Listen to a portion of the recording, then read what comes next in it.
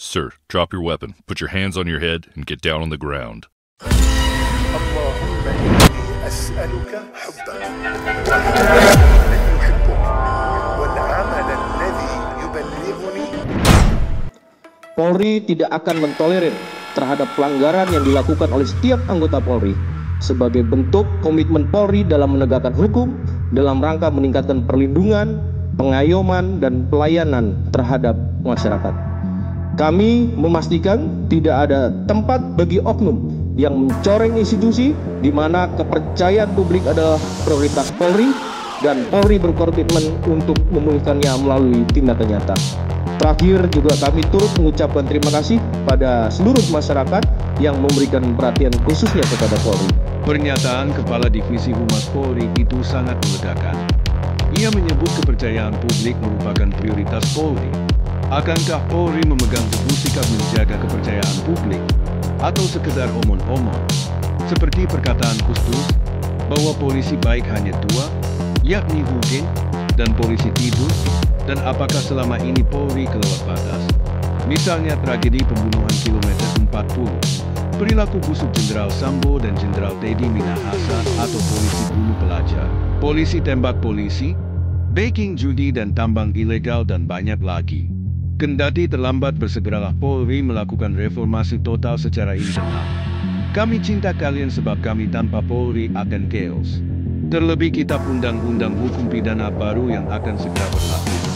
Menurut Menko Hukum Hak Asasi Manusia Imigrasi dan Pemasyarakatan, Profesor Yusril Iza Mahendra, bahwa penghukuman bukan lagi tentang balas dendam dan efek jera, tetapi menekankan pada keadilan korektif, restoratif dan rehabilitasi.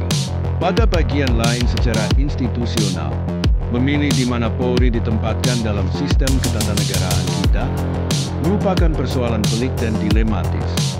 Jika ditempatkan di bawah presiden sama artinya memberikan cek kosong yang membawa Polri melakukan unlawful seperti dipraktekkan ketika rezim Jokowi terutama melalui pasal IDE. Akan tetapi jika berada di bawah Menteri Dalam Negeri, polisi akan minder, mirip Satpol PP. Jika kembali di bawah kekuasaan militer bukan pilihan bijak sebab akan melawan semangat reformasi. Ketemu lagi dengan saya Gagan Prawira dalam Dakwah Digital. Memilih tema reformasi total yes, back to military no. Berikut ini pendapat ahli hukum tata negara dalam acara Indonesia Lawyer Club Asuhan Karni Ilyas. Tonton dan simak dengan bijak, berikan komen yang tidak menjadi bahan olok-olok, judgement apalagi hinaan. Video ini merupakan bagian dari informasi yang diberikan publik untuk kebaikan dan menjaga marwah Polri tetap keren. Bahwa kepolisian adalah alat negara ya dalam hal keamanan dan ketertiban yang bertugas melindungi, mengayomi dan melayani masyarakat. Melayani masyarakat. Mengayomi masyarakat. Apa data yang ditemukan oleh teman-teman koalisi masyarakat sipil? Polisi jadi backing tambang, mengayomi pengusaha, ada di Sulawesi Tengah, di Poso, ada di Kalimantan, ada di Sumatera Barat. Alat negara yang ditugaskan untuk melindungi, mengayomi, melayani masyarakat, sekarang sudah melayani para pengusaha tambang. Teman-teman DPR kemana? Bang Nasir Jamil yang foto profile WA-nya bersama Kapolri di mana? Jangan, tidak perlu dibuktikan Bang. Tinggal di searching saja. Saya heran kalau tidak ada anggota DPR yang berani bicara soal reformasi kepolisian. Dengan satu contoh kasus ini saja.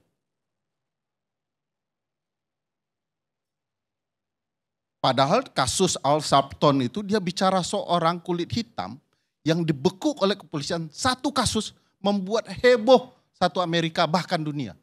Soal reformasi kepolisian. Sekarang banyak sekali teman-teman kepolisian yang menjadi backing. Data penelitian yang sama menjelaskan bahwa kepolisian juga berbisnis di dalam BBM misalnya, kasus di Papua dan lain-lain menjelaskan itu. BBM hilang di muka bumi, polisi adalah pelindungnya. Padahal polisi mestinya memastikan BBM bisa sampai ke publik.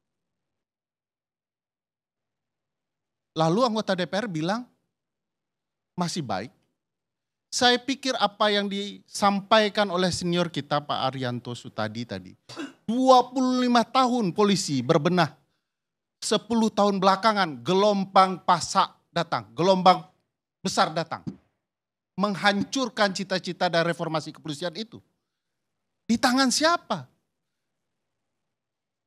Di tangan orang yang tidak ingin lagi disebut oleh Bang Deddy. Bahkan tidak ingin dalam mimpinya hadir. Yaitu Presiden Joko Widodo. Dia merusak institusi polisi, tidak bicara dari segi layanan terhadap publik. Tapi polisi sekarang sudah menjadi backing politik.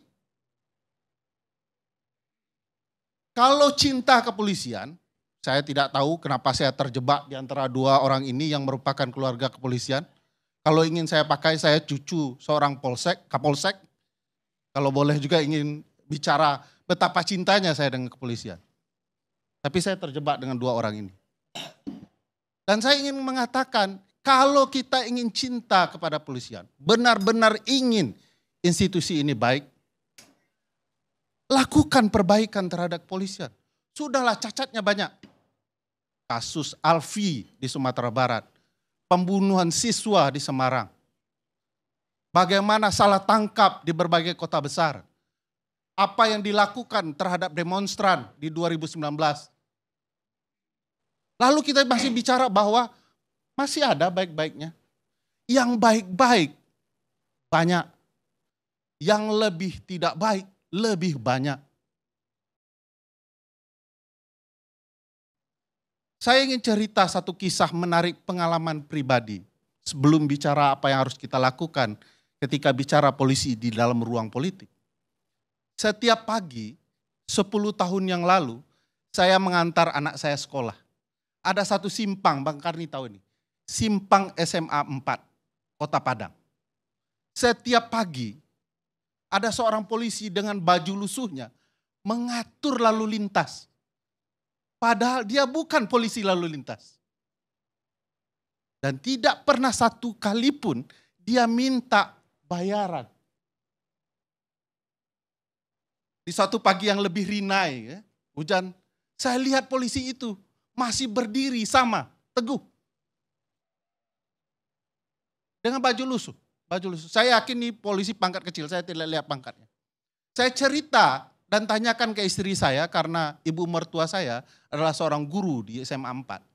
Sejak kapan polisi itu dalam hujan rinai melayani publik? Gerimis. Rinai itu bahasa Indonesia juga Bang, tapi banyak sudah yang tidak tahu ya, terutama Gen Z ya. Rinai itu gerimis. Ya, jangan terlalu puitis dan teatrikal seperti abang saya tadi. Dia hujan gerimis turun. Dan ditanya, siapa polisi ini? Dia bilang, ini semenjak dia mengajar di SMA 4, sudah ada polisi ini. Orang-orang baik inilah oknum. Beliau, Arianto Sutadi, dan Hugeng. Yang menurut saya di titik tertentu, apa yang disampaikan Pak Arianto Sutadi, bahkan oleh Hugeng, sudah tidak tepat lagi diterapkan. Beliau ini lebih mirip setengah malaikat dibandingkan kita ingin merayakan upaya untuk memperbaiki Polri. Hugeng pernah mengatakan, jujurlah kepada seluruh polisi ya, karena kita masih bisa makan nasi dan garam. Ini enggak pakai lagi di dalam upaya reformasi Polri. Kalau ingin mereformasi Polri, pastikan kesejahteraannya. 126 triliun yang dianggarkan itu, apakah menciptakan kesejahteraan bagi kepolisian? Nonsen. Yang menikmatinya adalah orang yang berpangkat tinggi. Yang jadi backing, yang jadi vendor dan lain-lain. Pertanyaan sekarang, apakah benar ada isu partai coklat, parcok? Data kami menyebutkan, di dalam kecurangan pemilu presiden 2024, teman-teman kepolisian tiba-tiba berganti. Ada mutasi yang luar biasa. Menjelang pemilu presiden. Ditempatkan orang-orang tertentu yang diduga dekat dengan Kapolri Sigit. Dan juga terjadi di pilkada. Saya bisa sebut Banten, Jawa Tengah, ada pergerakan-pergerakan teman-teman kepolisian. Ibu bapak perlu ketahui, selama pilkada 2024 di beberapa daerah, kepala desa dipanggil oleh kepolisian menjelang 27 November. Kasusnya dibicarakan soal penggunaan dana desa. Hebatnya setelah 27 November tidak ada kasus yang naik.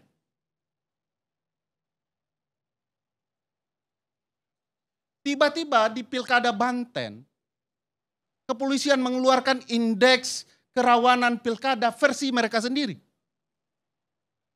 Bukan mengikuti versi indeks kerawanan Bawaslu Provinsi Banten.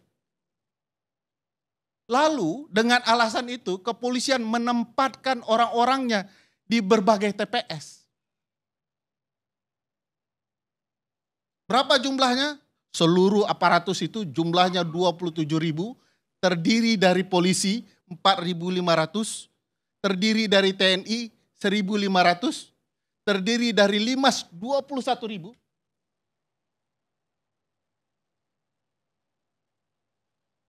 Data bahkan menjelaskan, teman-teman Tempo menjelaskan kemarin bahwa untuk gudang calon tertentu ada brimobnya, tapi gudang calon yang lain tidak ada brimobnya. Siapa yang harus merespon ruang politik dari polisi yang melanggar pasal 30 ayat 4 Undang-Undang Dasar ini? Saya sarankan kepada teman-teman DPR, termasuk Bang Nasir, Bang Dedi, panggil Kapolri, jelaskan situasi ini. Fenomena parcok ini benar-benar ada atau bualan banyak orang? Bisakah dia menjelaskan data di mana netralitas Polri selama pilkada 2024 ini?